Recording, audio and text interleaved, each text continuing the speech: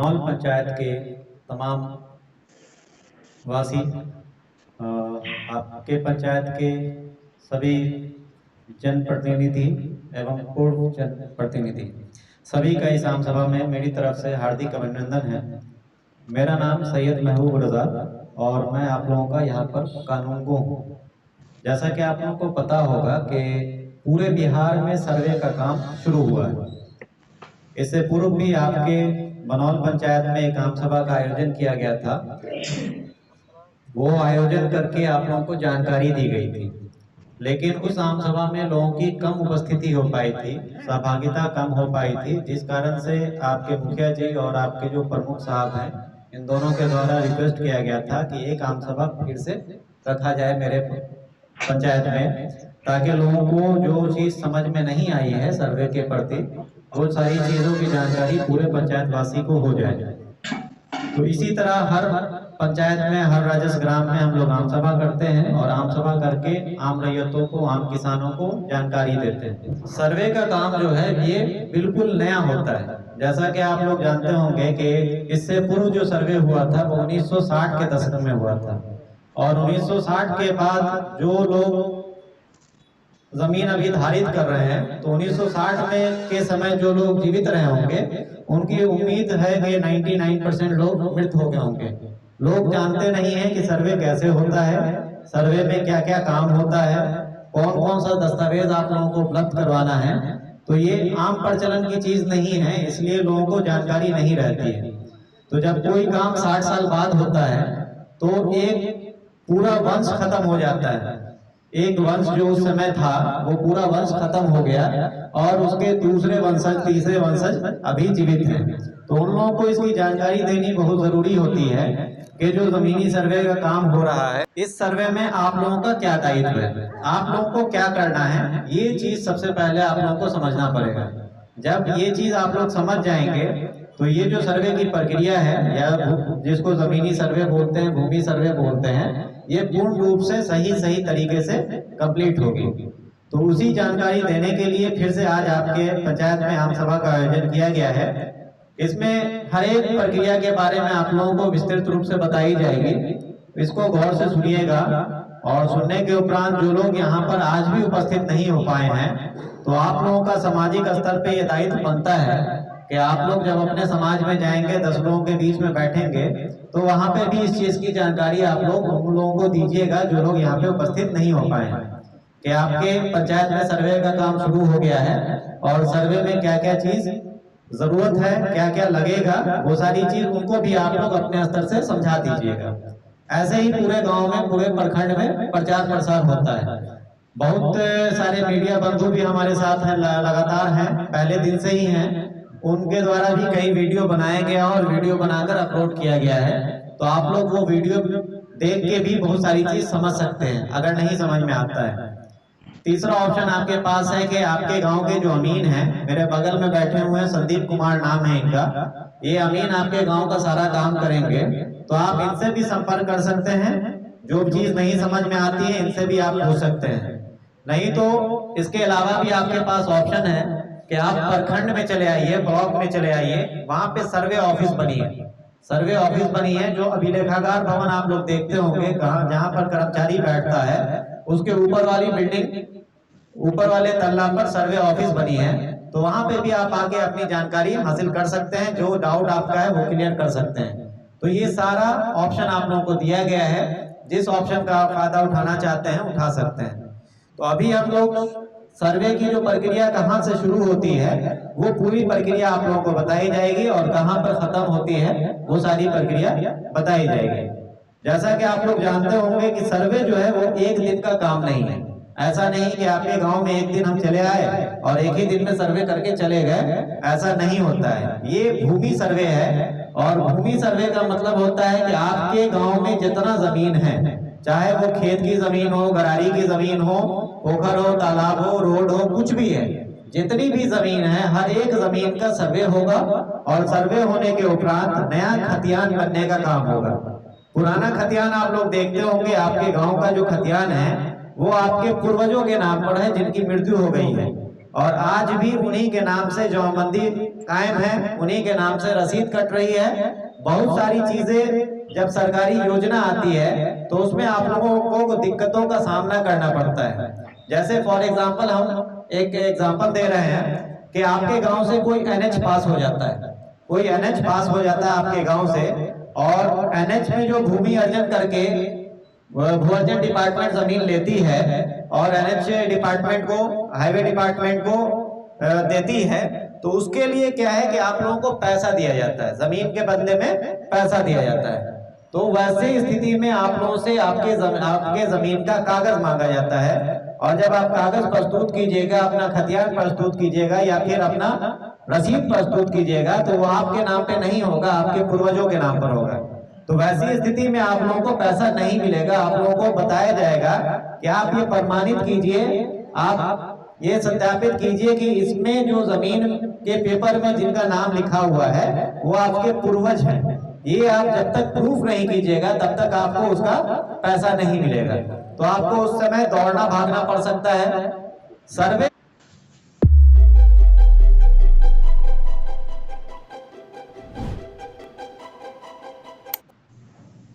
तो आपको उस समय दौड़ना भागना पड़ सकता है। सर्वे में कुछ चीजें ऐसी होती है जो रैयतों के लिए आसान कर दी जाती है, ठीक है। जैसे आप लोग अभी देखते होंगे, सुनते होंगे कि वंशावली बनाने की प्रक्रिया, वंशावली बनाने की प्रक्रिया जो किसी योजना में यूज होता है वो ये है कि आपके पंचायत लेवल पे वो वंशावली बनती है, उसमें 5 या 6 लोगों का साइन होता है, हस्ताक्षर होता है, और 5-6 लोगों के पास आप जब तक नहीं दौड़ेंगे तब तक आपका वंशावली निर्गत नहीं होगा और उसके आधार पर आपका कोई काम नहीं होगा।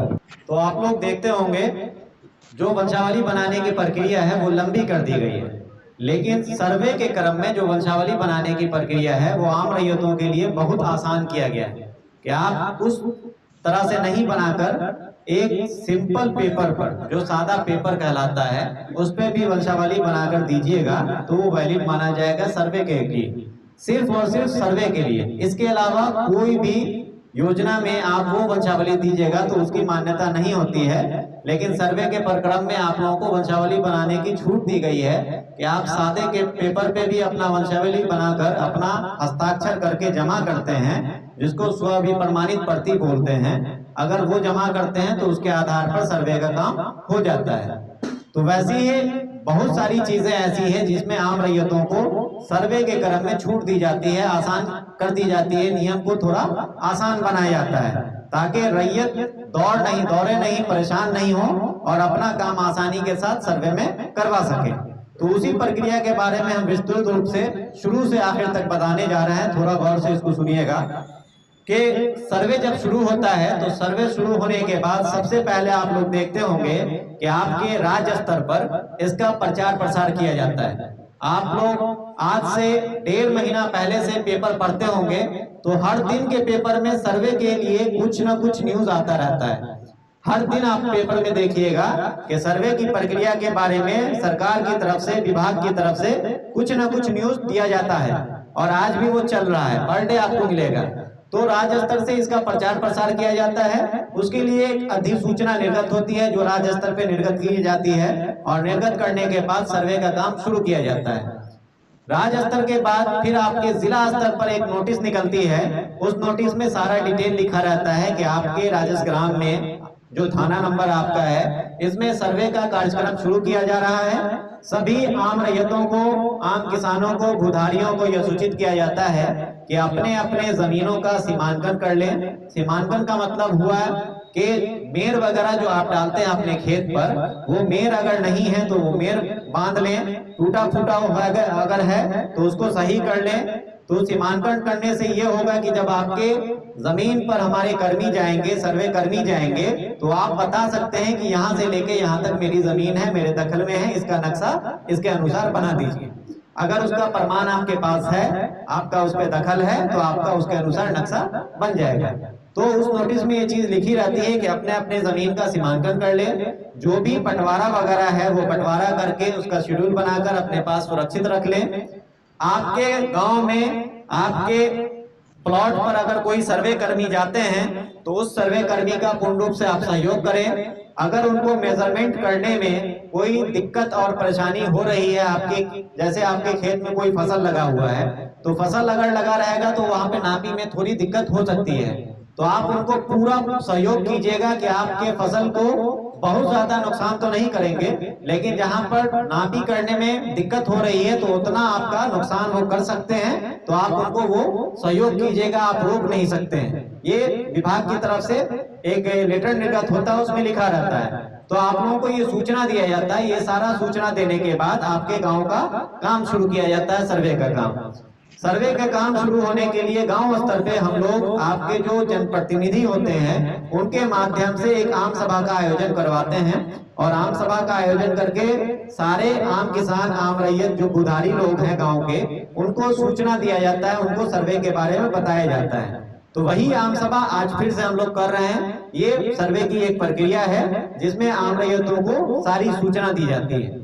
इसके बाद आप लोगों का काम शुरू होता है कि आम किसानों के पास जो भी बुधारी है गांव के, उस बुधारी के पास जितनी जमीन है, आप जो जमीन को जोतकोड़ कर रहे हैं, जिसका प्रमाण आपके पास है, उसका पूरा ब्यौरा सर्वे कार्यालय को उपलब्ध करवाएंगे। ब्यौरा उपलब्ध करवाने के लिए आप लोगों के पास फॉर्म दिया जाता है, जो 3 पेज का फॉर्म आता है। आप लोग देखे होंगे, आपके गांव के बहुत सारे लोग जमा भी किए हैं। 3 पेज का फॉर्म आता है, उस फॉर्म में अपने जमीन का सारा ब्यौरा भर के आपको सर्वे कार्यालय में जमा करना पड़ेगा। वो फॉर्म के आधार पर ही अगला सर्वे का काम, जो अगला प्रक्रम है, वो प्रक्रम पूरा किया जाता है। तो आप लोग वो फॉर्म भरिएगा। फॉर्म भरने का तरीका एक बार हम बता दे रहे हैं, उस चीज को गौर से थोड़ा सुन लीजिए। अलग अलग लोग आते हैं कार्यालय में कि सर हमको फॉर्म भरने नहीं आता है, बता दीजिए। तो अभी हम आप लोगों को फॉर्म भरने का तरीका बता दे रहे हैं, वो आप लोग गौर से सुन लीजिए, तो आपको बार बार दौड़ने की जरूरत नहीं पड़ेगी, किसी से पूछने की जरूरत नहीं पड़ेगी। वो 3 पेज का फॉर्म है, उसमें पहला फॉर्म जो है वो प्रपत्र 2 कहलाता है, फॉर्म 2 कहलाता है, जो 1 पेज का है, और दूसरा फॉर्म जो है वो प्रपत्र 3-1 कहलाता है, जो 2 पेज का है। प्रपत्र 3-1 या फॉर्म 3-1 उसको बोल सकते हैं, ये 2 पेज का है। तो आपको ये तीनों फॉर्म भरना है, लेकिन वैसी स्थिति में जिस जमीन के मालिक, जिस जमीन का केवाला आपके नाम से है और आप जीवित हैं, तो आपको फॉर्म 3-1 भरने की जरूरत नहीं है, आपको सिर्फ और सिर्फ फॉर्म 2 भरना है। और वैसे लोग जिनके पास पूर्वजों के नाम की जमीन होगी, जो आपके बाबा, परबाबा या पिताजी के नाम पे जमीन है और उनकी मृत्यु हो गई है, तो ऐसी स्थिति में आपको तीनों पेज का फॉर्म भरना है, फॉर्म 2 भी भरना है और फॉर्म 3-1 भी भरना है। लेकिन एक केस ऐसा बनता है जिसमें आपके नाम पे जमीन है और आप जिंदा हैं, अभी आप ही उसको जोतकोड़ रहे हैं, तो वैसे लोग सिर्फ फॉर्म 2 भरेंगे, फॉर्म 3-1 नहीं भरेंगे। ठीक है, तो फॉर्म 2-1 जो है वो 1 पेज का फॉर्म है। उसमें सबसे ऊपर देखिएगा आप लोग, लिखा रहता है राजस्व ग्राम का नाम। राजस्व ग्राम उसको कहते हैं जिस राजस्व ग्राम में आपकी जमीन है। गांव और राजस्व ग्राम दोनों में फर्क है, आपका जो ग्राम है और राजस्व ग्राम दोनों में फर्क है। सर्वे डिपार्टमेंट में, सर्वे में कई गांवों को मिलाकर भी एक राजस्व ग्राम बनाया जाता है, और एक गांव भी एक राजस्व ग्राम कहलाता है। तो वो पहले से सीमांकन किया हुआ है, जो सीमांकन पहले से किया हुआ है, जो राजस्व ग्राम में आपकी जमीन है, वो राजस्व ग्राम का नाम वहां पर दर्ज कीजिएगा। ऐसा हो सकता है कि आपकी जमीन 2 गांव, 3 गांव, 4 गांव में हो सकती है, तो अगर आपकी जमीन 2 राजस्व ग्राम में, 3 राजस्व ग्राम में है, तो हर राजस्व ग्राम के लिए आपको अलग अलग फॉर्म भरना पड़ेगा। एक राजस्व ग्राम में जितनी भी जमीन है वो एक फॉर्म में भराएगा। अगर दूसरे गांव में आपकी जमीन है तो उसके लिए फिर दूसरा फॉर्म इस्तेमाल करना पड़ेगा आप लोगों को। तो सबसे पहला जो ऑप्शन है उसमें वो राजस्व ग्राम का नाम है, तो जिस राजस्व ग्राम में आपकी जमीन है उस राजस्व ग्राम का नाम वहां पर दर्ज करना है। उसके बाद दूसरा ऑप्शन आता है थाना नंबर। थाना नंबर एक्चुअल में हम लोग बोलते हैं कि हर एक राजस्व ग्राम को एक नंबर दिया जाता है। नंबर देने से फायदा ये है, जैसे आप लोग देखते होंगे कि आपके ही अंचल में या आपके ही पंचायत में एक ही नाम का 2 गांव हो सकता है। जैसे फॉर एग्जांपल हम बात करें खरका, आपके अंचल में एक पंचायत है खरका, नाम सुने होंगे खरका बसंत का, वहां पर ब्रह्मोत्तर गांव है। ब्रह्मोत्तर एक गांव है, वो राजस्व ग्राम अलग अलग है और तीनों राजस्व ग्राम का नाम ब्रह्मोत्तर है। तीनों राजस्व ग्राम का नाम ब्रह्मोत्तर है। तो अगर हम ऐसे नॉर्मली बात करेंगे कि ब्रह्मोत्तर गांव में मेरी जमीन है, तो ये चीज समझ में नहीं आएगी कि कौन से ब्रह्मोत्तर गांव में आपकी जमीन है। तो उसी चीज को पहचान के लिए कि अगर नाम सेम हो जाए किसी दो गांव का, तो एक नंबर दे दिया जाता है हर एक राजस्व ग्राम को, कि उस नंबर से आप पहचान सकते हैं कि किस राजस्व ग्राम की बात हो रही है। तो उसी को हम लोग थाना नंबर बोलते हैं। जैसे आपका बनौल राजस्व ग्राम है, तो बनौल के लिए भी एक थाना नंबर अलग से दिया गया है। तो वही थाना नंबर जो आपके राजस्व ग्राम का इस्तेमाल होता है, जो जामबंदी में इस्तेमाल होता है, जो आपके केवाला में इस्तेमाल होता है, जो आपके खतियान में इस्तेमाल होता है, वो थाना नंबर वहां पर दर्ज कर देना है अपने राजस्व ग्राम का देखकर। अलग अलग राजस्व ग्राम के लिए अलग अलग फॉर्म भरना है और अलग अलग नाम दर्ज करना है। उसके बाद अगला कॉलम आता है हल्का नंबर। ये हल्का नंबर जो है ये आपको जामबंदी में इस्तेमाल होता था। पूर्व में जो जामबंदी कायम होती थी तो उसमें इस्तेमाल होता था। इस बार के सर्वे में हल्का नंबर का कोई कंसेप्ट नहीं है, तो आप उस कॉलम को खाली छोड़ दीजिए, हल्का नंबर भरने की जरूरत नहीं है। उसके नीचे एक कॉलम आता है पुलिस थाना, कि पुलिस थाना आपका कहाँ है। आपका पुलिस थाना जो है वो बोखरा में है। अब बोखरा भी थाना बन गया है, तो पुलिस थाना आप बोखरा लिखिएगा। आपका अंचल बोखरा है, अंचल में बोखरा लिखिएगा। आपका जिला सीतामढ़ी है, जिला में सीतामढ़ी लिखिएगा। ऐसी भी बात हो सकती है कि एक ही आदमी की जमीन बोखरा अंचल के बाहर भी हो सकता है बगल में नागपुर अंचल है तो वहां भी आपकी जमीन हो। उसके अलावा अगल बगल में पुपरी अंचल है, वहां भी आपकी जमीन हो। तो हर अंचल के लिए अलग अलग फॉर्म भरना है और वो फॉर्म उस अंचल में जमा होगा। बोखरा अंचल का जो भी फॉर्म होगा वो बोखरा अंचल में जमा होगा, और आपका दूसरा जो भी अंचल है वो अंचल का फॉर्म दूसरे अंचल में जमा होगा जहां की जमीन रहेगी। तो ऊपर में आप इतना डिटेल भर दिए। ये डिटेल भरने के बाद नीचे में 11 कॉलम का एक टेबुलर कॉलम रहता है, टेबल बना रहता है 11 कॉलम का। वो 11 कॉलम में अलग अलग डिटेल भरना है। सबसे पहला जो कॉलम है वो कॉलम है रैयत का नाम, सह हिस्सेदार का नाम एवं पिता का नाम। रैयत उस आदमी को बोलते हैं जो जमीन धारित करता है, जो जमीन जोत कोर कर रहा है। सर्वे के लैंग्वेज में किसान को, जो आम किसान होते हैं, उनको रैयत बोला जाता है। रैयत का मतलब है कि आप किसी की जमीन को जोत रहे हैं। जमीन आपके गांव में जो भी है उसके एक्चुअल मालिक आप नहीं हैं। आम लैंग्वेज में ये कहा जाता है कि जमीन के मालिक हम हैं, लेकिन सरकारी रूल में अगर आइएगा तो आपके पूरे बिहार में जितनी भी जमीन है उस जमीन के प्योर मालिक आप नहीं हैं। प्योर मालिक सिर्फ एक आदमी है जो बिहार सरकार है, और बिहार सरकार आप लोगों को जमीन दिए हुई है। जो जमीन आप जोत कोर रहे हैं वो समझिए कि बिहार सरकार आपको जमीन दिए हुई है, और उस जमीन का आप पैसा देते हैं सरकार को, जिसको लगान बोलते हैं। आप लोग जाते होंगे रसीद कटवाने अपने जमीन का, सरकार को टैक्स देते हैं ना, तो वही लगान जो है वो पैसा देना हुआ सरकार को, कि उसका रेंट आप दे रहे हैं। सरकार की जमीन आप रख रहे हैं, जोत रहे हैं, तो आप उसका रेंट सरकार को दे रहे हैं। तो एक्चुअल मालिक, सबसे पहला मालिक जो होता है वो सरकार होता है, और सरकार के अंदर में जो किसान जोत रहे हैं जमीन, उस किसान को रैयत बोला जाता है। तो आप अगर उसके मालिक होते तो भू मालिक बोला जाता है, आपको भू मालिक नहीं बोला जाता है, भूधारी बोला जाता है, और भूधारी या रैयत बोला जाता है। इसका मतलब यही है कि आप किसी की जमीन को धारित करते हैं या आप किसी की जमीन को जोत रहे हैं, तो आप एक्चुअल मालिक नहीं है। एक्चुअल मालिक बिहार सरकार है। बिहार सरकार के अंतर्गत आप उस जमीन को जोत कोर रहे हैं और उसका लगान सरकार को दे रहे हैं, तो इसीलिए उसको रैयत बोलते हैं। तो रैयत का नाम का मतलब ये हुआ कि जो किसान अभी उस जमीन को जोत रहा है, उस रैयत का नाम। रैयत एक भी हो सकते हैं और एक से ज्यादा भी हो सकते हैं। जैसे एग्जाम्पल के तौर पर हम बताएं कि अगर आपके नाम से कोई केवाला की जमीन है, अगर वो आपके नाम से पर्सनल है तो आप एक रैयत हो गए। लेकिन अगर उसी जगह पर केवाला में 2 भाई 3 भाई के नाम से केवाला है और उन चारों भाइयों का, तीनों भाइयों का नाम केवाला पे दर्ज है, तो वैसी स्थिति में 4 भाई या 3 भाई जिनका नाम केवाला पे दर्ज है वो सारे रैयत होंगे, वो सारे हिस्सेदार होंगे उस जमीन के। या फिर आपके पूर्वजों के नाम पे जमीन है और पूर्वज की जमीन को आप लोग अभी जोत रहे हैं वर्तमान में, उसका कोई बंटवारा नहीं हुआ है, तो ऐसी स्थिति में जितने भी जीवित वंशज हैं उस पूर्वज के, वो सारे लोग उसके जमीन के रैयत होंगे और सारे लोग उसके हिस्सेदार होंगे। तो रैयत के नाम में अगर एक आदमी कोई उस जमीन को जोत रहा है, एक आदमी के नाम से जमीन है, या बंटवारा करके एक आदमी को मिल गया है, तो वहां पर एक आदमी का नाम दर्ज करना है। और अगर उसका बंटवारा नहीं हुआ है, 2 भाई 3 भाई या 4 भाई के नाम से जमीन है और संयुक्त रूप से आप उसको जोत खोल कर रहे हैं, तो वहां पर 3 भाई 4 भाई जितने भी भाई होंगे सभी का नाम दर्ज होगा। वो करके नाम आप लिख सकते हैं। जैसे 2 भाई हैं राम और श्याम, तो वहां पर राम और श्याम लिख सकते हैं आप रैयत के नाम में। और उसके नीचे आपके पिता का नाम दर्ज होगा। जो रैयत है उनके पिता का नाम दर्ज कर देना है पहला कॉलम में। तो ये पहला कॉलम कंप्लीट हो गया कि रैयत का नाम, और अगर उसमें कोई हिस्सेदार है तो उस हिस्सेदार का नाम, या फिर आपके जो पिता का नाम है वो सबसे नीचे लिख देना है। तो ये पहला कॉलम हो गया।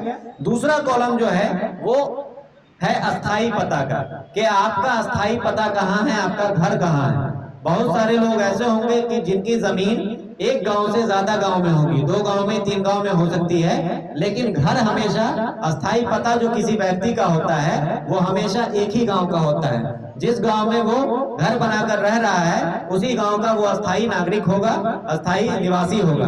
तो अस्थाई पता आपका जहां भी है वो अस्थाई पता सेकंड कॉलम में आपको दर्ज करना है, वहां पर अस्थाई पता लिख देना है। अस्थाई पता में आप लोग पूरा पता लिखिए। अगर मोहल्ला का कुछ नाम है तो मोहल्ला का नाम दर्ज कीजिए। उसके बाद गांव का नाम है तो गांव का नाम दर्ज कीजिए। उसके बाद आपका अंचल का नाम है, अंचल का नाम दर्ज कीजिए। और फिर जिला का नाम जो अभी है वो वहां पर दर्ज कीजिए। तो ये अस्थाई पता लिखने का तरीका है। ये अस्थाई पता आप लोग वहां पर दर्ज करेंगे।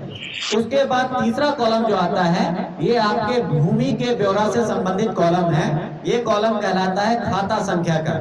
आप लोग जानते होंगे कि हर एक जमीन का एक खाता संख्या होता है, उस खाते संख्या की वो जमीन होती है। जैसा आप लोग बैंक में जाते होंगे तो बैंक में जब अकाउंट खुलवाते हैं आप लोग, तो आप लोग को एक खाता संख्या निर्गत किया जाता है जो पासबुक पे प्रिंट रहता है। सब लोग जानते हैं, सब लोगों का खाता होगा बैंक में। तो उस खाते के अंदर आपका जितना ट्रांजैक्शन होता है, जितना पैसा का लेन देन रहता है, चाहे वो आप निकासी करते हो चाहे वो आप जमा करते हो, वो सारा उसी खाते के अंदर डिटेल रहता है। तो वैसे ही सर्वे में जब खतियान बनता है तो खतियान में हर एक रैयत को एक खाता नंबर दिया जाता है, और उस रैयत की जितनी जमीन होती है, जितना भी खसरा होता है, जितना भी प्लॉट होता है, वो उस खाते नंबर के अंतर्गत दर्ज किया जाता है, लिखा जाता है। तो हर एक प्लॉट का कोई ना कोई खाता संख्या होता है जो आपके दस्तावेज पर, जो आपके खतियान पर, जो आपके लगान रसीद पर लिखा रहता है। वहां से देख के आप अपना उस जमीन का खाता। सर शॉट रेडी है सर। हमारा गर्दन छिल गया, इनको शॉट का पड़ा है। सर एक बार आप इसे ट्राई कीजिए। नया जिलेट गार्ड अब अनोखे सेफ्टी कोम के साथ।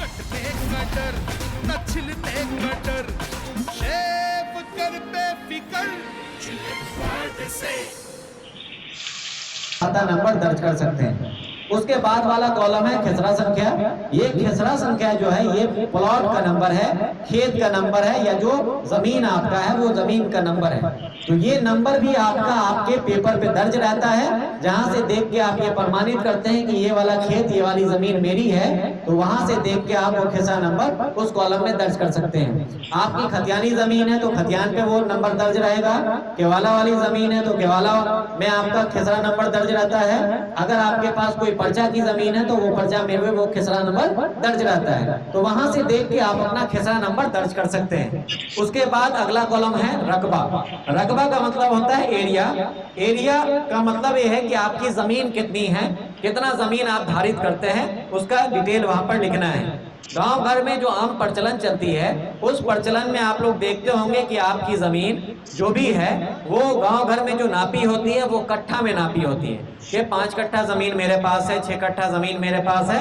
या कट्ठा से अगर नीचे आएंगे तो धूर और धुड़की में बात होती है कि 5 कट्ठा 5 धूर, 5 कट्ठा 6 धूर, इस तरह की बातें गाँव में जो नापी होती है इस आधार पे होती है। लेकिन सरकारी दस्तावेज जो भी होता है उसमें आपके जमीन का रकबा हमेशा आप देखिएगा या तो एकड़ में होगा या डिसमिल में होगा।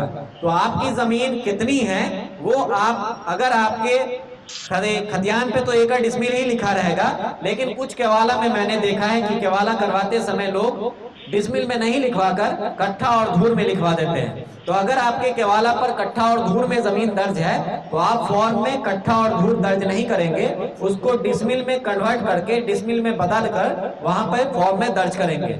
फॉर्म में जब भी आपको लिखना है वो या तो एकड़ में रकबा लिखना है या डिसमिल में रकबा लिखना है। आपके खतियान पे भी एकड़ और डिसमिल दर्ज रहता है, आपके केवाला पे भी एकड़ और डिसमिल दर्ज रहता है। कुछ कुछ केवाला में ऐसा होता है कि लोग डिसमिल नहीं दर्ज करवा पाते हैं, वो कट्ठा दर्ज करवा देते हैं। तो वैसी स्थिति में आप लोग उसको बदल लीजिएगा, डिसमिल में चेंज कर लीजिएगा और डिसमिल में चेंज करने के बाद जो भी डिसमिल आएगा वो वहां पर दर्ज कीजिएगा।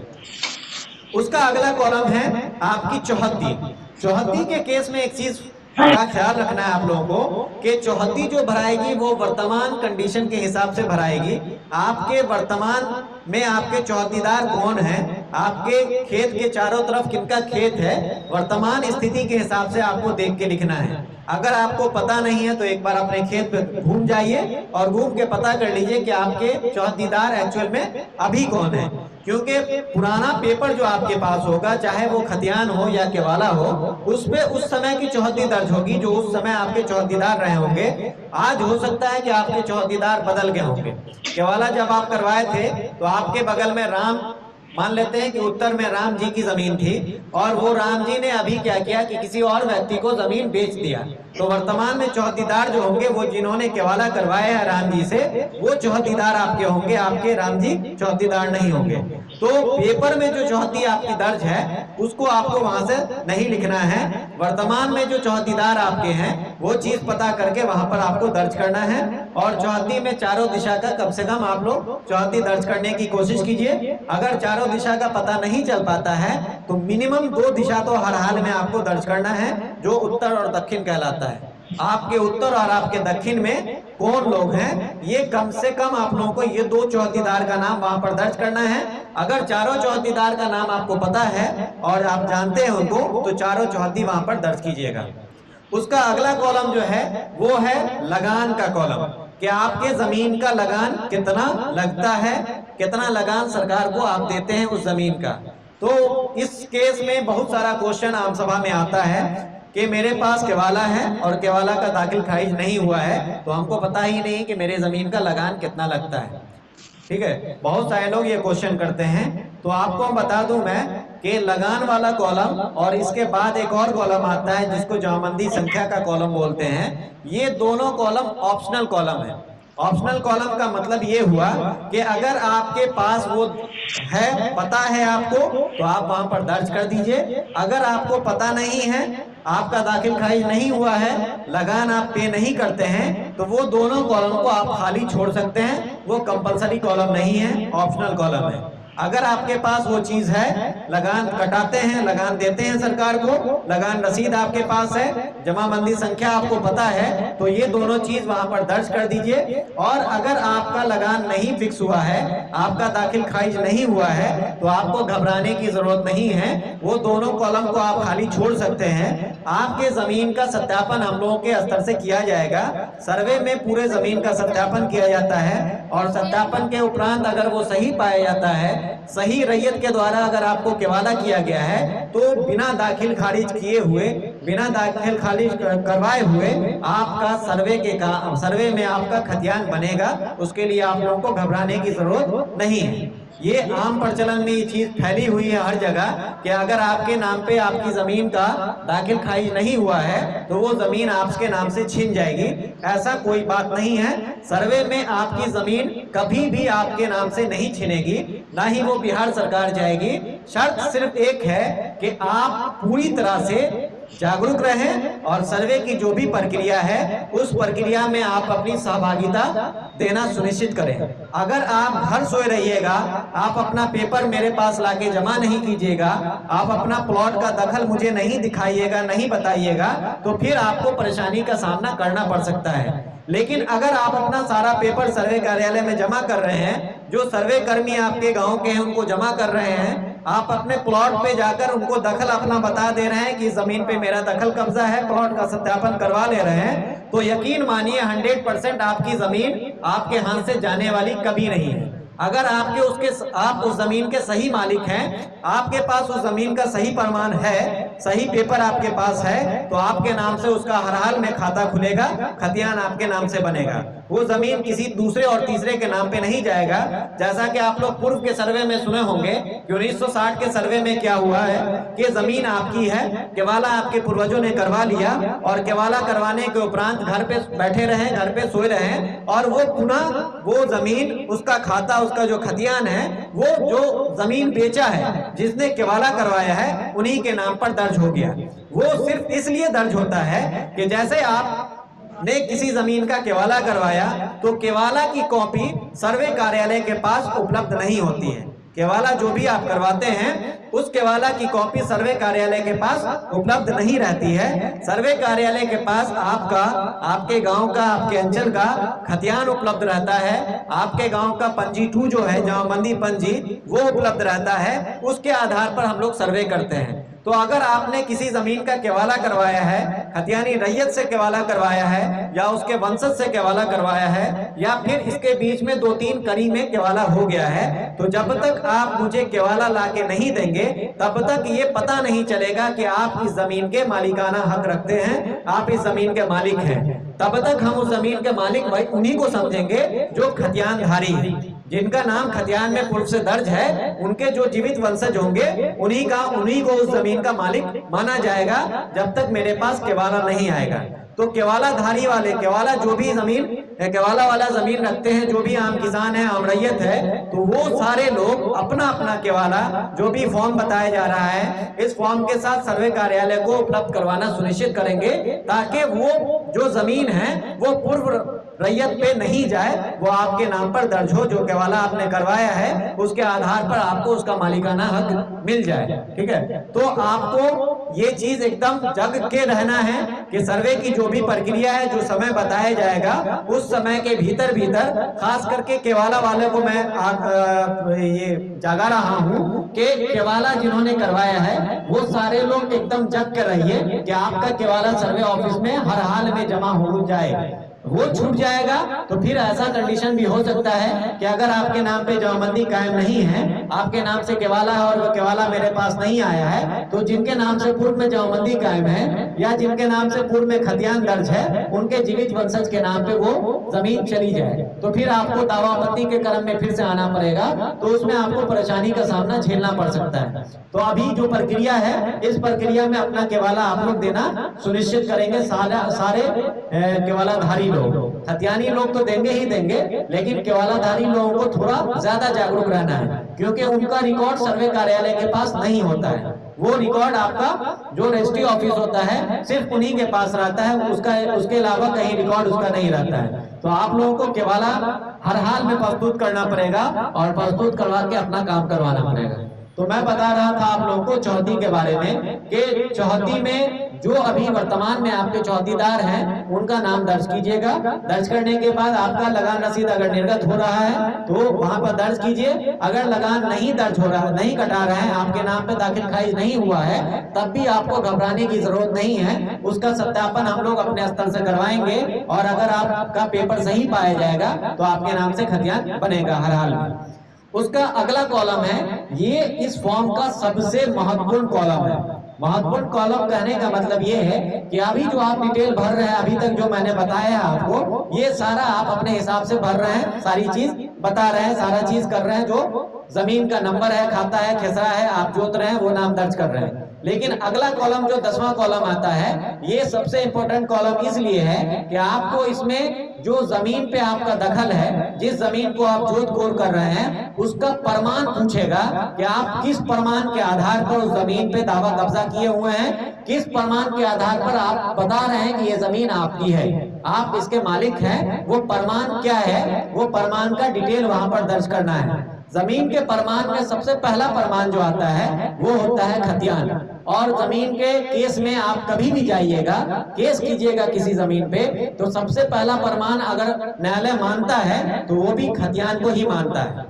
खतियान के आधार पे ही टाइटल डिसाइड होता है। इसके अलावा जमीन का जो भी पेपर है, ये सारा आपका रेफरेंस पेपर है। जो भी पेपर होता है, जैसे आपका लगान रसीद हो गया, तो लगान रसीद आपका मालिकाना हक तय नहीं करता है, ये रेफरेंस के तौर पर इस्तेमाल किया जाता है। आप सरकार को उसका टैक्स दे रहे हैं, इसीलिए आपके नाम से वो लगान निर्गत है। ठीक है, तो जमीन का मालिकाना हक जब भी तय होगा तो वो आपका पूर्व का जो भी खतियान है उस खतियान के आधार पर तय होगा। तो सबसे पहला प्रमाण जमीन का जो होता है वो आपका खतियान कहलाता है। तो आपके राजस्व ग्राम का जो भी खतियान होगा पूर्व का, वो खतियानी जमीन अगर आपके पास है, आपके पूर्वजों के नाम पर उस खतियान दर्ज है, तो वो खतियानी जमीन आपकी हुई, आप उनके जीवित वंशज हैं, तो जमीन के प्रमाण में आप लिखिएगा खतियानी जमीन। जो 10वां कॉलम है जमीन का आधार जो पूछ रहा है, प्रमाण जो पूछ रहा है, उसमें आप लोग दर्ज कीजिएगा खतियानी जमीन, या उसको दूसरे शब्दों में हम लोग उत्तराधिकारी भूमि भी बोलते हैं कि आपके पूर्वजों की जमीन थी और आप उसके उत्तराधिकार हैं और उत्तराधिकारी होने के नाते आपको वो जमीन प्राप्त हुई है। तो जमीन के प्रमाण में आप लोग वहां पर खतियानी जमीन भी लिख सकते हैं या उत्तराधिकारी जमीन या भूमि भी लिख सकते हैं। ये दो ऑप्शन आपका खतियानी जमीन के केस में आता है। खतियानी जमीन में जो खतियान में जिनका नाम दर्ज है वो आपके पूर्वज हैं, इस चीज को आपको डिसाइड करना पड़ेगा। मान लेते हैं कि आपके खतियान में आपके बाबा का नाम दर्ज है, तो वो आपके बाबा हैं या नहीं है ये तो हम नहीं जानते हैं, ना आपके गांव के हैं ना समाज के, हम तो नहीं जानेंगे। तो आपको ये प्रमाणित करना पड़ेगा कि पेपर में जिनका नाम लिखा हुआ है वो आपके पूर्वज हैं। तो ये प्रमाणित करने के लिए एक पेपर बनता है जिसको हम लोग वंशावली बोलते हैं, और वंशावली बनाकर अगर ये आप प्रमाणित कर देते हैं कि वो आपके पूर्वज हैं और आप उनके वंशज हैं, तो वो आपके नाम पर खतियान बनाने का प्रोसेस शुरू कर दिया जाएगा और खतियान आपके नाम से बनेगा। वंशावली के केस में बार बार ये चीज आप लोगों को बताई गई है, कई वीडियो के माध्यम से भी मैंने बताया है कि बहुत सारे लोग अभी भी कोर्ट का दौरा लगा रहे हैं। आपके जो पंचायत के सरपंच हैं, जो आपके पंचायत सचिव हैं, जो मुखिया जी हैं, या फिर आपके वार्ड मेंबर हो, आंगनवाड़ी सेविका हो, चौकीदार हो, इन लोगों का आप लोग दौरा लगा रहे हैं, बार बार उन लोगों के पास जा रहे हैं कि वंशावली कैसे बनेगी। आप लोगों को पता होगा कि पंचायती राज का जो नियम आया है, नया नियम, उस नियम के आधार पर ये नियम है कि जब भी आप वंशावली बनाएंगे तो वंशावली आपका आपके पंचायत के पंचायत सचिव और आपके पंचायत के जो सरपंच होते हैं, इन दोनों के संयुक्त हस्ताक्षर से निर्गत किया जाएगा। इन दोनों का साइन होगा उस पे। पूर्व में जो वंशावली बनती थी वो आपके पंचायत के जो सरपंच होते थे उनके लेटर पैड पे अगर वो वंशा बनाकर दे देते थे, अपना साइन करके दे देते थे, तो वो 100% वैलिड माना जाता था और उसके आधार पर बहुत सारा काम भी होता था। लेकिन उसमें कुछ गलतियां, कुछ कमी हुई, जिसके कारण से विवाद बढ़ा, और विवाद बढ़ने के बाद सरकार इसको बदल दी। सरकार उसको चेंज कर दिया कि सिर्फ एक आदमी का हस्ताक्षर से वंशावली निर्गत नहीं होगा, इसमें कई लोगों के द्वारा, कई जनप्रतिनिधि के द्वारा पहले इसको सत्यापित किया जाएगा और सत्यापित करने के बाद इसको निर्गत किया जाएगा।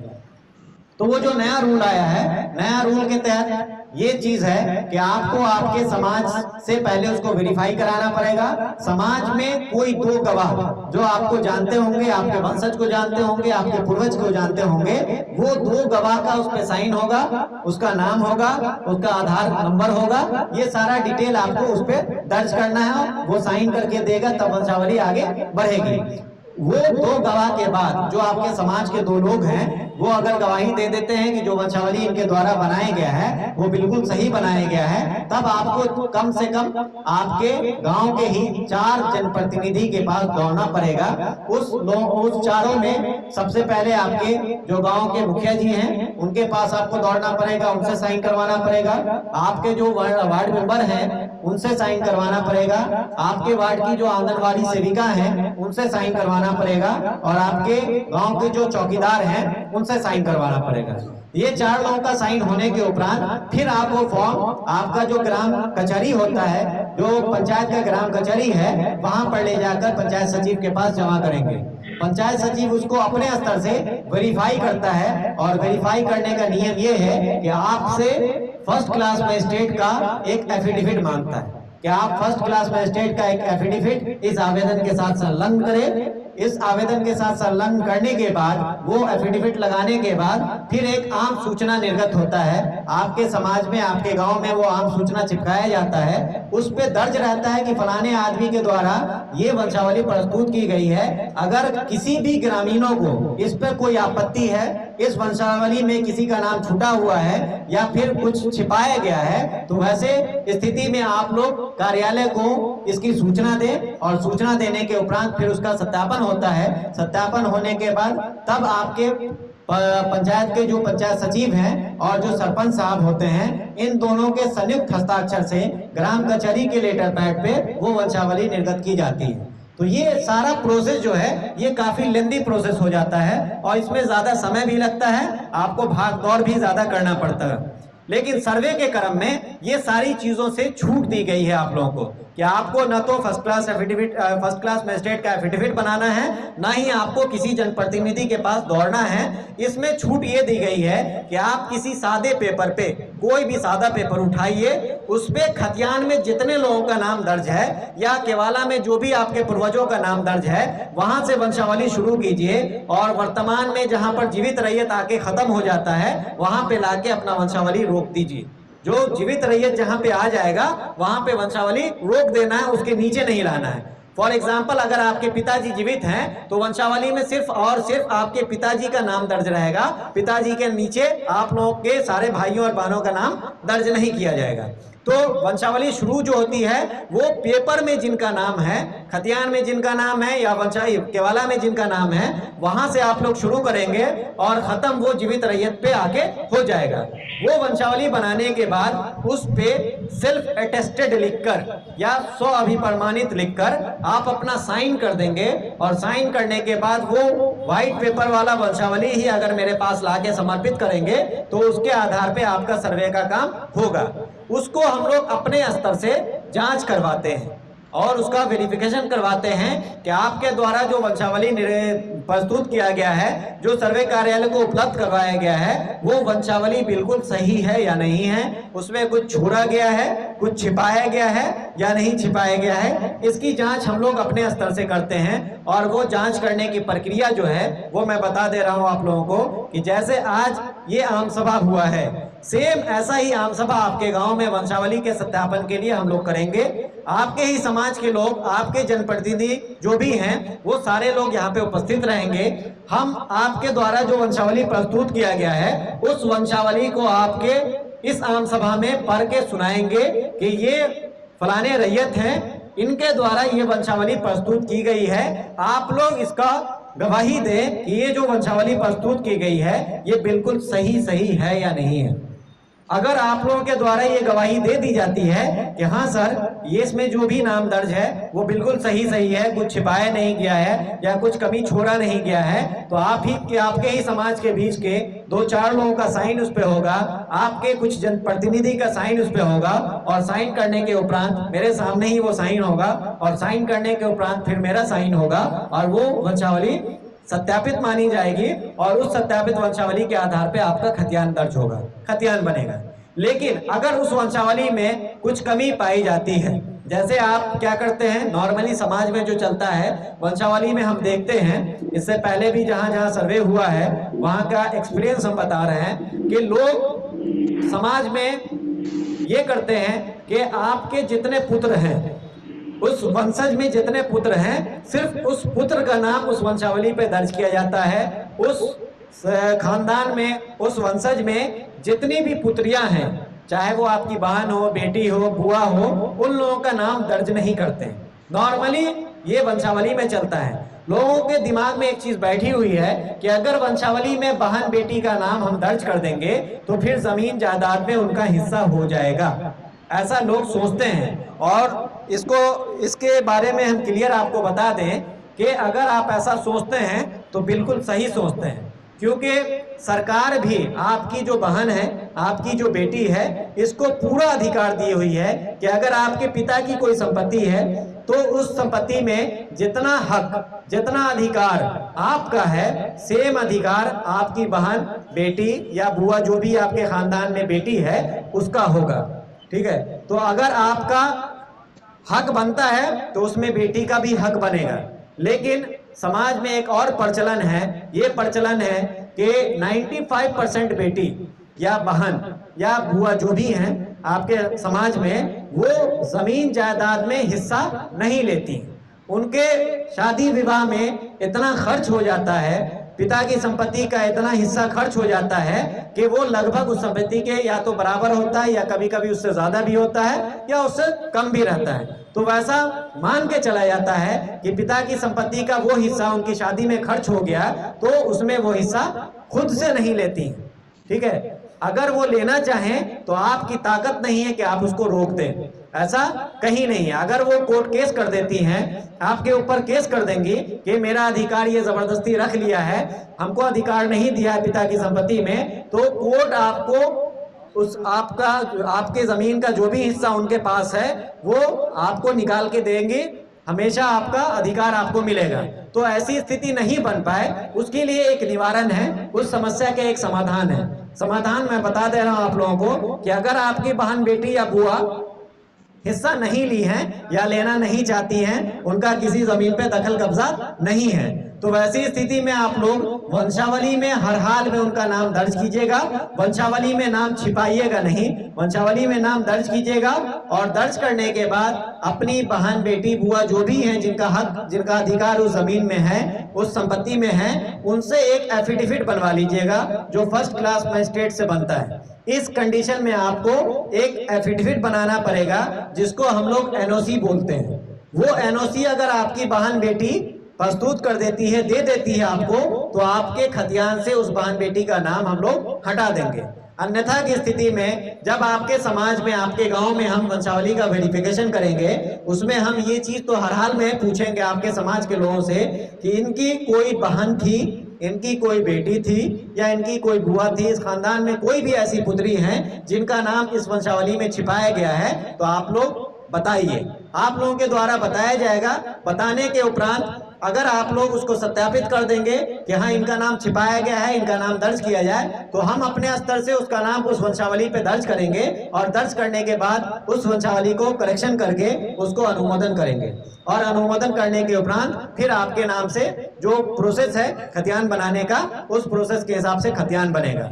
जिन लोगों को एनओसी प्रस्तुत करना है वो सारे लोग एनओसी बनवा कर अपने पास सुरक्षित रख लें। जब आपसे एनओसी मांगा जाएगा, जब खतियान बनाने का काम चलेगा, उस समय आपको एनओसी प्रस्तुत करना पड़ेगा। बहुत सारे लोगों का इसमें एक सवाल होगा कि मेरी बहन, बेटी या जो भी है उस खानदान में पुत्री, वो बिहार में नहीं रहती है, बिहार के बाहर रहती है, दिल्ली रहती है, मुंबई रहती है, कहीं भी बाहर में रहती है, तो वो तो आएंगी नहीं यहाँ पे एनओसी बनाने के लिए। तो उनके लिए ऑप्शन मैं बता दूं कि वो इंडिया के किसी कोने में भी अगर रहती हैं और उस कोने से वो एनओसी बनाकर आपको पोस्ट कर देती हैं, आपको बाय पोस्ट भेज देती हैं, वो एनओसी अगर लाके हमको जमा कर देते हैं तो उस एनओसी के आधार पे बहन और बेटी का नाम हट जाएगा। वहां से खतियान सिर्फ आप लोगों के जो भाई हैं, जो भाइयों के बीच में बंटवारा हुआ है, उनके नाम पे दर्ज होगा। अगर वंशावली के आधार पर कोई विसंगति पाई जाती है, कुछ कमी पाई जाती है, तो आपका बंटवारा अमान्य माना जाएगा। जैसे एग्जाम्पल के तौर पे मैं बता रहा हूं कि आपके पास 4 भाई और 1 बहन है, तो 4 भाइयों के बीच में आप बंटवारा कर लिए, शेड्यूल बना लिए और शेड्यूल बना के मेरे पास प्रस्तुत कर दिए। वंशावली में भी सिर्फ 4 भाई का नाम दर्शाए और जब हम उसकी जांच करने आए तो यहाँ पे पता चला कि 4 भाई के साथ साथ आपके पास 1 बहन भी है। उस बहन का नाम ना तो आप वंशावली में दर्ज किए हैं, ना ही आप शेड्यूल बंटवारा में दर्ज किए हैं। तो अगर आप ये बताइएगा कि बहन को हिस्सा नहीं मिला हुआ है इसलिए हम शेड्यूल में नाम उसका दर्ज नहीं किए हैं, तो वैसी स्थिति में आपसे हम एनओसी मांगेंगे। एनओसी जब तक आप नहीं दीजिएगा तब तक वो सारी जमीन का बंटवारा अमान्य माना जाएगा, वो बंटवारा मान्य नहीं होगा, उसके आधार पर आपका अलग अलग खाता नहीं खुलेगा। जैसे ही आप एनओसी प्रस्तुत कर दीजिएगा, बहन का जो एनओसी होगा वो प्रस्तुत कर देते हैं, बहन का नाम वहां से हट जाता है, तो आप 4 भाई अगर हैं और 4 भाइयों का बंटवारा मुझे प्रस्तुत कर रहे हैं, तो उसके आधार पर नया सर्वे और नया खतियान बनेगा।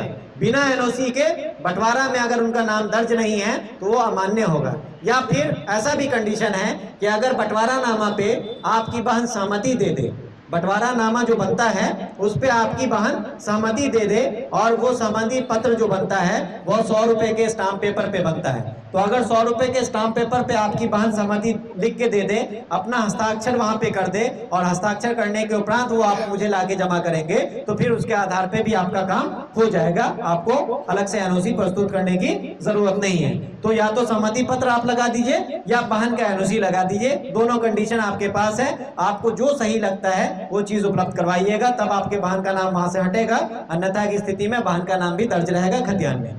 तो ये चीज हो गया। तो खतियानी जमीन के केस में मैंने बता दिया कि खतियानी जमीन अगर है तो वहां पे खतियानी जमीन लिखिए और उसको प्रमाणित करने के लिए आपको वंशावली प्रस्तुत करना पड़ेगा, उसके आधार पे आपका काम होगा। बहुत सारा ऐसी जमीन होगी जिसका केवाला आपके नाम पे होगा या आपके पूर्वजों के नाम पे केवाला होगा। तो अगर आपके पूर्वजों के नाम पे केवाला है तो वैसी स्थिति में आपको केवाला वाली जमीन है तो वहां पर आधार में आप लिखिएगा, भूमि का जो आधार पूछ रहा है वहां पर आप लिखिएगा केवाला से प्राप्त भूमि। और अगर वही केवाला आपके पूर्वजों के द्वारा क्रय किया गया है या खरीदा गया है, जमीन आपके पूर्वजों के द्वारा खरीदी गई है और उनकी मृत्यु हो गई है, उनका देहांत हो गया है, तो आप वहां पर लिखिएगा पूर्वजों के द्वारा क्रय से प्राप्त भूमि। इससे ये साबित हो जाएगा कि आपके पूर्वजों ने वो जमीन खरीदी है और वर्तमान में आप उसको जोत आबाद कर रहे हैं, आपकी पूर्वजों की मृत्यु हो गई है। तो पूर्वजों के नाम से अगर कोई भी जमीन है तो वैसी कंडीशन में आपको वंशावली लगाना हर हाल में जरूरी है, वैसे कंडीशन में आपको वंशावली लगाना पड़ेगा। उसके बाद बहुत सारी जमीन आप लोग सुनते होंगे कि सरकारी जमीन पे गांव के कुछ लोग बस जाते हैं, सरकारी जमीन पे गांव के कुछ लोग बस जाते हैं, उनके पास जमीन नहीं है, जमीन नहीं होने के कारण सरकारी जमीन कहीं पे खोज ली और वहां पे बसे हुए हैं, या तो वो अपने पूर्वजों के जमाने से ही बसे हुए हैं या हाल फिलहाल में बसे हुए हैं। तो सरकारी जमीन के केस में आप लोगों को एक चीज हम बता दें कि कोई भी सरकारी जमीन जो बिहार सरकार के नाम से उसका खतियान दर्ज है और उस पे आपका दखल कब्जा है, तो वैसी स्थिति में खतियान कभी भी आपके नाम पर दर्ज नहीं होगा, आपके नाम से खतियान नहीं बनेगा। खतियान अगर बिहार सरकार के नाम से दर्ज है तो वैसी स्थिति में अभी वाला नया खतियान भी बिहार सरकार के नाम से ही दर्ज होगा। लेकिन उसमें एक ऑप्शन आप लोगों को दिया गया है सर्वे के क्रम में कि अगर उस बिहार सरकार की जमीन की बंदोबस्ती अगर आपके नाम से या आपके पूर्वजों के नाम से की गई है, बंदोबस्ती पर्चा आपको प्राप्त है, तो वैसी स्थिति में आपका नाम उस खतियान में दर्ज हो सकता है। तो उसके लिए आप लोगों को बंदोबस्ती करवानी पड़ेगी। बंदोबस्ती अगर आपको पूर्व से की गई है तो बंदोबस्ती करने के लिए आपको एक बंदोबस्ती पर्चा निर्गत किया जाता है अंचल से। तो अगर आपके पास वो बंदोबस्ती पर्चा है तो बंदोबस्ती पर्चा के आधार पर आप उस जमीन पे दावा कर रहे हैं, तो आप जमीन के भूमि पे दावा का आधार में लिखिएगा कि बंदोबस्ती पर्चा से प्राप्त भूमि। तो वैसे सारे लोग जो बिहार सरकार पे बसे हुए हैं, जिनका घर बिहार सरकार पे बसा हुआ है, उन लोगों से एक अपील हम करना चाहेंगे कि अगर आपके नाम से उसकी बंदोबस्ती हो गई है तब तो आप सुनिश्चित रहें आपके नाम से खतियान बनने का प्रोसेस होगा। लेकिन अगर बंदोबस्ती आपके नाम से नहीं हुई है, आप सिर्फ दखल कब्जा करके रखे हुए हैं, तो सारे लोग अपने अंचल के अंचलाधिकारी महोदय जो भी हैं उनको एक आवेदन लिख के दे दीजिए कि इस जमीन पे पूर्वजों के जमाने से ही हम लोग घर बना के रह रहे हैं, हम लोगों के पास इसके अलावा कोई और जमीन नहीं है, भूमिहीन किसान है, तो आप इस जमीन का बंदोबस्त मेरे नाम पर या मेरे पिताजी के नाम पर जो भी हैं उसके नाम पे कर दी जाए, ताकि सर्वे के काम में इस पे मेरा दावा बन सके। तो अगर आपको उस आवेदन के आधार पर बंदोबस्ती पर्चा निर्गत हो जाता है तो बंदोबस्ती पर्चा के आधार पर आपका खतियान बनाने का प्रोसेस हो जाएगा। और अगर बंदोबस्ती पर्चा आपके पास नहीं है तो वो यथावत बिहार सरकार के नाम पे ही रहेगा, वो आपके नाम पे खतियान नहीं बनेगा। तो सारे लोग बंदोबस्ती पर्चा जिनके पास नहीं है वो सारे लोग एक आवेदन अंचलाधिकारी को दे दीजिए और वैसी जमीन जो बिहार सरकार की और आप रह रहे हैं उसका बंदोबस्त करवा लीजिए। कुछ जमीन आप लोग सुनते होंगे कि जमीन जो है वो रैयती जमीन थी, किसी जमींदार की जमीन थी, और जमींदार अपने घर पे काम करने वाले जो जौन मजदूर होते हैं, जो उसका खेती बाड़ी करते हैं, जो घर बार देखते हैं, वैसे लोगों को अपनी जमीन का कुछ हिस्सा बसने के लिए दे देते हैं। आमतौर पे पुराने जमाने में आप लोग देखते होंगे कि जमींदारों के द्वारा बहुत सारे लोगों को बसाया गया है अपने जमीन पे, लेकिन खतियान आज हम जब देखेंगे तो वो खतियान आज भी उसी जमींदार के नाम पे दर्ज है। तो अगर ऐसा कोई कंडीशन है जिसमें एक रैयत अपनी जमीन किसी दूसरे रैयत को दे दिया हो बसने के लिए, रहने के लिए, तो उसके लिए एक पर्चा निर्गत होता है, वो कहलाता है वास्कित पर्चा। तो अगर आपके पास वास्कित पर्चा बना हुआ है, वास्कित पर्चा आपको प्राप्त है, तो उस वास्कित पर्चा के आधार पे भी सर्वे का काम होगा और भूमि पर दावा के आधार में आप लिखिएगा वास्कित पर्चा से प्राप्त भूमि, वास्कित पर्चा से प्राप्त भूमि। तो ये आपको वास्कित पर्चा के आधार पे भी नया सर्वे हो जाएगा। उसके बाद एक और पर्चा आता है जिसको भूदान का पर्चा बोलते हैं। जो आपके गांव के भूमिहीन किसान हैं, वो भूमिहीन किसान को भूदान कमेटी की तरफ से जमीन बसने के लिए, रहने के लिए दिया जाता है। तो भूदान कमेटी जब भी जमीन देती है तो भूदान का एक पर्चा देती है, उस पर्चा के आधार पे आपका सर्वे का काम होगा। अगर आपके पास भूदान का पर्चा है तो आप वो भी जमा करेंगे और भूमि पे दावा के आधार में आप वहां पर लिखिएगा भूदान पर्चा से प्राप्त भूमि। उसके बाद आप लोग सुनते होंगे पुराने जमाने में बहुत सारे जमींदार लोग थे जिनके पास जमीन बहुत ज्यादा थी, जमीन की कोई लिमिट नहीं थी। 500 बीघा, 600 बीघा, 1000 बीघा, ऐसे ऐसे जमीनदार हुआ करते थे जिनके पास इतनी जमीन हुआ करती थी। तो वैसे लोगों के लिए सरकार 1972 में एक रूल लाया था जिसको सीलिंग एक्ट बोलते हैं। सुने होंगे आप लोगों के गांव में कि सीलिंग आया था, सीलिंग का नियम आया था। सीलिंग एक्ट जो है वो हिंदी में भू हदबंदी कानून कहलाती है। भू हदबंदी में एक लिमिट सेट कर दिया गया कि किसी जमींदार के पास या किसी भूधारी के पास जमीन को 4 कैटेगरी में बांट दिया गया कि इस कैटेगरी की इतनी जमीन ही एक भूधारी रख सकते हैं। जैसे घरारी की किसी के पास जमीन है तो घरारी की जमीन में फिक्स कर दिया गया कि आप इतना लिमिट में ही जमीन रख सकते हैं, अगर इससे ज्यादा घरारी की जमीन अगर आपके पास है तो फिर वो सरकार आपसे ले लेगी। तो वैसे ही खेती वाली जमीन में भी एक लिमिट सेट कर दिया गया कि इस लिमिट के अंदर अगर आपके पास जमीन है तो वो आपकी होगी, और अगर उस लिमिट से ज्यादा उस जमीन आपके पास है तो आपसे सरकार वो ले लेगी, भू हदबंदी एक्ट के तहत वो आपसे छीन लेगी। तो वो रूल आया था 1972 में और भू हदबंदी हुआ, बहुत सारे जमींदार लोगों की जमीन भू हदबंदी कानून में चली गई, सरकार उसको अपने अंडर में ले लिया। और सरकार कोई भी जमीन जब लेती है तो अपने पास रखती नहीं है, उस पे या तो कोई योजना शुरू हो जाता है, सरकारी भवन बन जाता है, या फिर आम रैयतों के बीच में उसका वितरण कर दिया जाता है और उससे सरकार को टैक्स मिलता रहता है। सरकार अगर अपने पास रखेगी तो फिर उसको कोई फायदा नहीं है। सरकार की जमीन को कोई ना कोई आम किसान जोधपुर के ही खाता है, उसका पैसा, उसका जो लगान है वो सरकार को नहीं मिलेगा।